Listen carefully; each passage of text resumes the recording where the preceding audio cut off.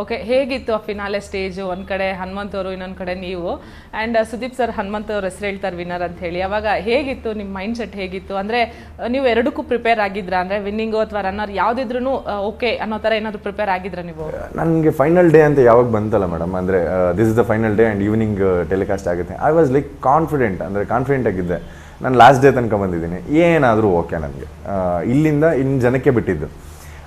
ಒಂದು ಟೂರ್ನಮೆಂಟ್ ಅಂತ ಹೋದರೆ ನೀವು ಒಂದು ಫೈನಲ್ ಮ್ಯಾಚ್ಗೆ ಅಂತ ಸೆಲೆಕ್ಟ್ ಆದಾಗ ರಿಸಲ್ಟ್ ಏನಾದರೂ ಆಗಿರಲಿ, ಫೈನಲ್ ಮ್ಯಾಚಿಗೆ ಬರೋದಕ್ಕೆ ನಾವು ಏನು ಎಫರ್ಟ್ ಹಾಕಿದ್ದೀವಲ್ಲ, that is a beautiful moment. So ಅಲ್ಲಿವರೆಗೂ ಬಂದಿದ್ದೀವಿ. ಅಲ್ಲಂತೂ ನಾವು ಸೋಲೋ ಥರ ಪರ್ಫಾರ್ಮ್ ಮಾಡಲ್ಲ.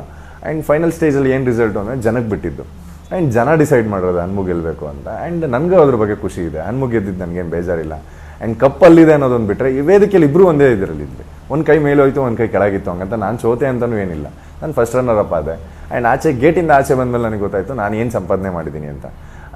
ಕಪ್ಪು ಮನೇಲಿರುತ್ತೆ, ಆ ಸಂಪಾದನೆ ಮಾಡಿರೋದು ಆಚೆ ಕಡೆ ಇರುತ್ತೆ. ಆ ಸಂಪಾದನೆ ಜೊತೆಗೆ ಆಚೆ ಓಡಾಡ್ಕೊಂಡಿದ್ದೀನಿ.